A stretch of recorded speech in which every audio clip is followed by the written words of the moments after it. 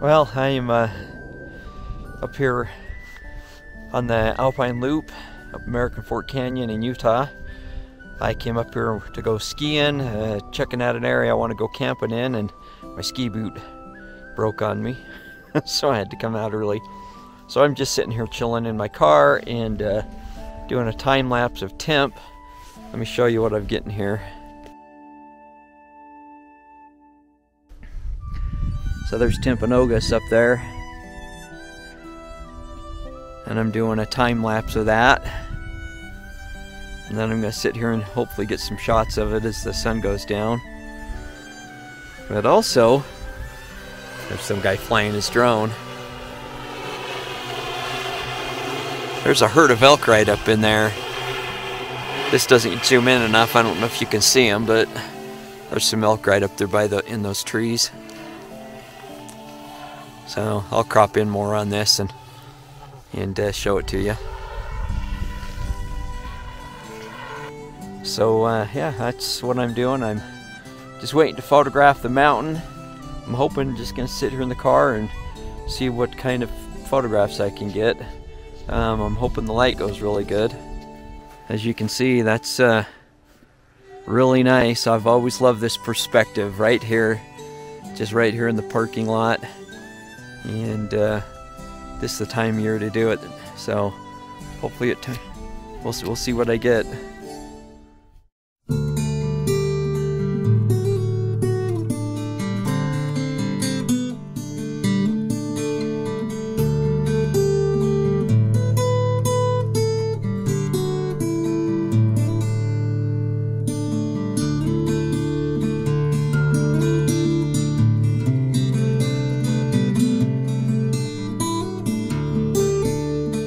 So I've been sitting here waiting for a couple hours, just relaxing, listening to music, one of my favorite Celtic bands, and just watching the clouds roll, waiting for light. I'm wanting clouds up there, and nothing's coming. There's a bunch of clouds out over this way, but I'm not seeing anything yet that's rolling in here. Kind of irritating. The light's just about getting to where I want it to be, so we'll see what happens. Hopefully some of these clouds push up in here, but they seem to make it just a little ways up in there and then they dissipate. There are some wispy ones, and there's some nice ones over there that look like they might be coming this way. So I'm sitting here watching these elk up on the hillside. I didn't bring a long lens, so I can't photograph them. I normally would carry that, but I wasn't planning on photographing this. And then when I pulled back in here, and I was like, you know, I've wanted a good shot of this. I've tried over the years and never got anything I liked. And I thought, well, I'm going to sit here again and watch and see what happens. So let me show you what this is going to look like. So that's basically what my composition.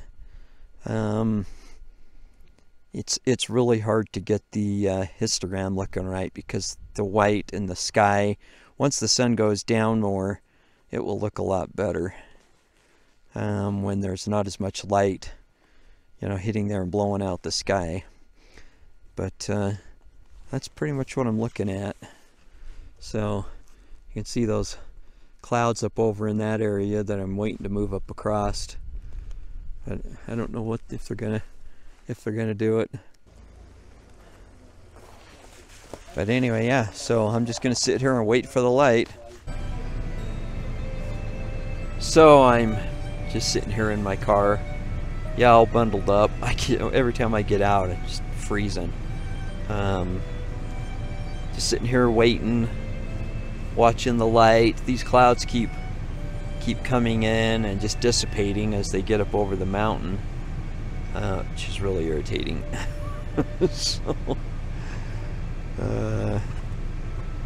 you know, this is just part of the game. You just kind of sit. Luckily, this is a spot that I really love, and you can just sit in the parking lot here and watch. I mean, I'm looking right out my window. Look at this. This is the view out my window. There's my tripod. I brought the camera in to keep the battery from dying in the cold. But yeah, so that's the shot I'm looking for. I mean, minus the foreground. But I just want some nice clouds. When I got here this morning, there were some clouds over the mountain, really nice, but the light was, you know, wrong. It was middle of the day. Well, it was like probably 11 o'clock when I got here. So just sitting here watching. If you can see, like, there's a nice cloud over there that's pushing slowly this way, but I just sit and watch them, and they get over and they dissipate as they get over to the mountain. As they get over to the mountain, the wind's coming up, blowing across the top. Though they look like they've maybe slowed down. The snow's not blowing off of there any longer. Mount Timpanogos is my favorite mountain. Most of that's because I grew up in Utah County, and for the most part, we moved there when I was in 6th grade, going into 6th grade, and just looking up at that mountain all the time, seeing it out there, and then, you know, starting to hike and climb it when I got older, and spending time on it and camping, and it's just a great place. Gets a lot of traffic. I've never seen, over the years, I've never seen the traffic on a weekday. It's Thursday. Never seen the traffic up here like there is today. It's just so many more people of getting out, maybe coming up to the mountains, and it's kind of crazy. But where I want to hike, I mean ski into and camp, is actually back around over that way, that peak in the back, just down from to the left of that. There's a couple spots that I want to ski into and camp. I might consider right in front of us, right there in front, that the road, the Timpanogos Road, goes across up there to, that's Bear Canyon, and there's some spots up in there, good trees to hang in for my hammock, and some nice views of Temp, kind of what you're seeing right here, but closer. But I'm really thinking back around another spot called Salamander Flats. The problem with that is there's a lot of traffic going by there with these guys snowmobiling and that in there. The other option, I was talking to a guy that snowshoed in there. If you go up the Timpanogos Trail, there's a spot up there, the very first big meadow you come to, and he said nobody had been in there, at least since all this snowfall, and it was really hard for him to get in. But that's the other place I'm thinking, is to get into there. I've skied that in the wintertime. Get into there. You're hanging on all quake and aspens, except for if I get down into the little draw, the ravine. There's some good fir trees in there that I could hang on. I'm not fond of quakies because they can tip over easy on you. I love the trees, but hanging a hammock in them is always iffy, because I've seen them tip over in the wind. I've been in the woods and a windstorm came through and sat, and I've watched these trees just tip right over. So it's not the prime place to be wanting to hang a hammock. Preferably an old grove of spruce or fir trees. But yeah, I'm just sitting here in the car, watching these clouds come in and do nothing. But I really like this composition. Let me zoom in here and show you. So that right there is pretty close to the composition I'm going to get, and I really like it. I've always liked that. The way that the hills come down in front, in the foreground, giving these lines dropping down into the valley, into that canyon, and then that's a little too far out. Anyway, I really like the foreground, especially when it's covered in snow like this. You got these nice lines directing your eyes in from the sides in, and then of course, you know, the peak. That's the north peak of Temp. The summit you can't see from this point. That other peak that's just to the left of the round peak, that ridge line, the summit is further south, which is further just, you know, down from that. So that this big glacial cirque right in there. So you see that those fir trees, that ridge of fir trees, and then behind that you see another ridge with some fir trees in it. There's a big basin back in there. I can't remember what they call it. I want to say Pica Cirque, but I think that I can't remember.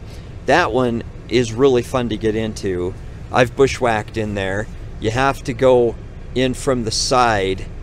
It's really pretty much impossible unless you really want to scramble over the rocks to get up the face of that escarpment that is a kind of a cliff face right there. So if you come in from the side, so right where the mountain comes down, there's a ridge there. The road goes around in there, and actually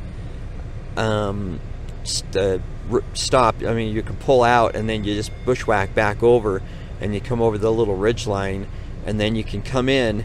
You can't see my finger. You can come in right there and cross through those trees, and then drop in. After you've crossed through those trees, drop into the basin, into that big old cirque. I did that in, I want to say 2011. That winter of 2010, 2011 was really strong. It was just a record-breaking snowfall, and I went in there in the fall of 2011, and there was still 6 feet of snow in the shade in that basin right up against the cliff faces from where the avalanches had piled up, and there was still snow and ice in the bottom of that cirque, which is, I'd never seen that before. There was still snow all over the backside of Timp that you just never see that much snow. And that year it was just phenomenal. I mean, I've said often, if we had 10 snowfalls, 10 years in a row like that, where we had that much snowfall and then a mild summer, just in 10 years you could have a glacier formed back in there. Because you've got, I mean, like I said, there was still 6 feet of snow piled up in right against the cliff faces where the avalanches had come down. Those are zones of accumulations in glaciers, and all that's glacial carved. So, you know, if you have, by the time the next snow starts to fall, you've still got 4 feet of snow sitting there, and then you have another winter just like that, you end up with, you know, another 4 feet of snow when the next, you know, at the beginning of the snow season again. So now you've got 8 feet sitting there. It compacts down, and then, you know, if you had 10 years of that in a row, you'd end up with 30-40 feet of permanent snow sitting there, which is a glacier. When once it gets to that height and mass, it would start to slide, would start to move, and it wouldn't take that long to get glaciers formed back in there. I think there were glaciers. There still is. The Timpanogos Glacier is debatable, but I know people, and it's been well documented, that in the 90s, during that big drought, they saw crevices open up on that thing that were 30 feet deep, and that was just solid ice with rocks in it all the way down, and then the next day the crevice closed. That's a glacier. That's moving. It's covered with talus, with the rock debris, but it's a glacier. People call them rock glaciers sometimes, but that's still a glacier.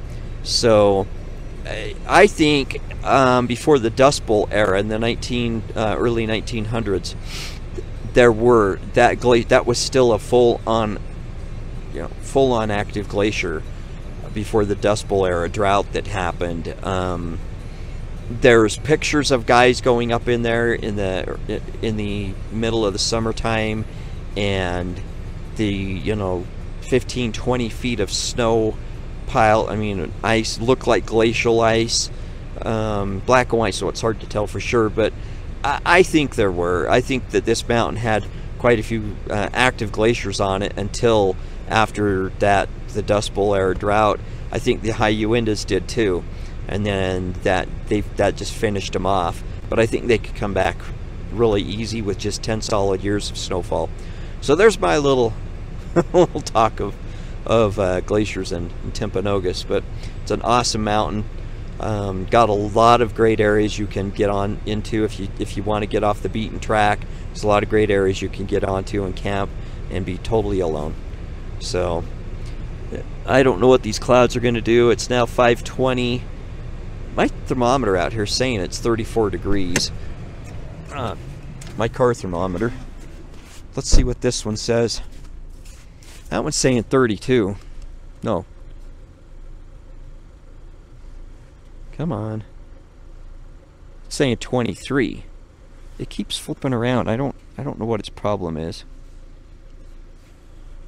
I go to flip it this way and then it flips up. But anyway, that thing's saying it's 23, 24 degrees. Getting my hand close to it made it raise a little bit. But before I came out and touched it, it was sitting at 23 degrees. So I don't know why my car thermometer is saying it's 34. But yeah, so it's cold out here. I'm just wishing those clouds would do something. So it looks like the light's starting to get better. Though I don't know if those clouds are going to do anything, but I'm going to get my camera back out and let's see. The sun might. There's enough light clouds in the sky that it might actually light up when the sun goes down. So we'll see what it does. All right. So I've stepped back up here. We'll see how this goes. The light's looking better, but it's I don't know if anything's great's going to happen.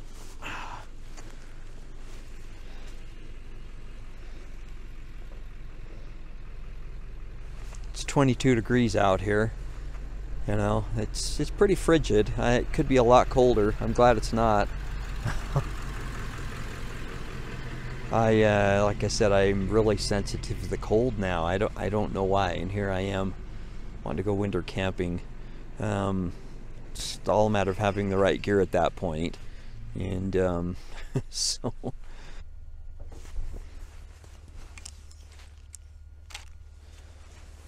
So if I shoot this exposed just as how it's showing, you know, what my meter is showing is a good exposure. That's what the histogram looks like. It's really, you know, it's blown out to the left because it's almost underexposed in the trees, but then to the right, it's broken up and to the right because of the sky. So I'm gonna, you know, waiting and the mountain. Hopefully waiting a little bit longer.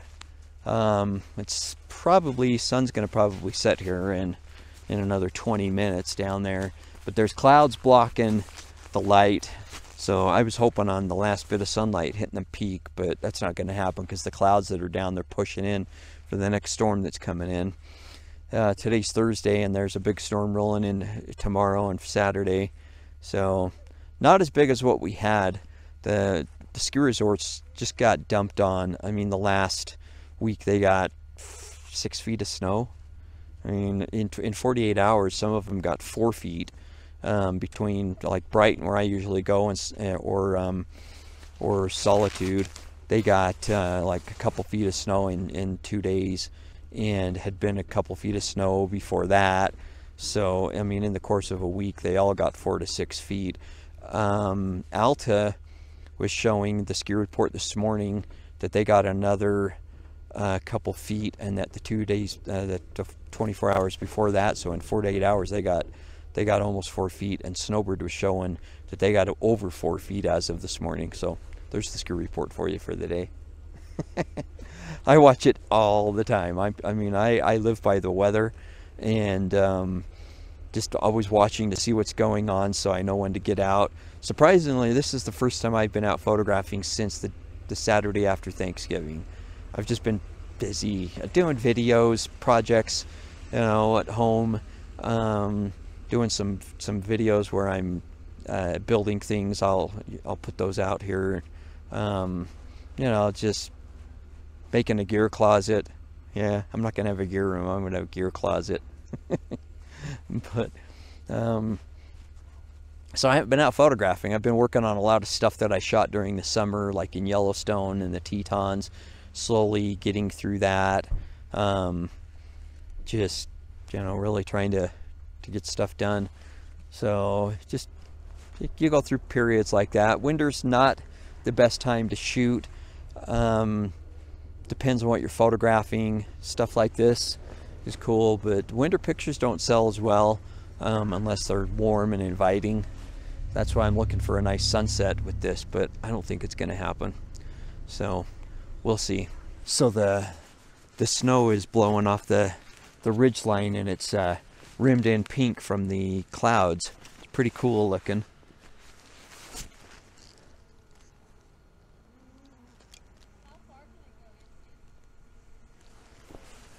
I'm really checking the histogram because this is kind of a tricky exposure. It's getting with all that dark in the foreground and then that light, all that white in the sky. So I tend to bracket my shots, but ultimately what I'll do is in Lightroom I'll end up taking the one I like, the exposure I like, and making overs and unders of it, and then to do blending with them. It just works out better, especially when you have movement in clouds or whatever. Sometimes just between shots stuff moves enough that if you're bracketing it just doesn't work. That light's just about gone now. That was it. It went behind the cloud again. It could pop out still, but I think it's over. The light's gone. I don't think it's gonna pop out again. I've been surprised before, and we'll be driving or walking away and have the sun pop out of the cloud again, but I think that was the last hurrah. I think it actually set. It's about that time. So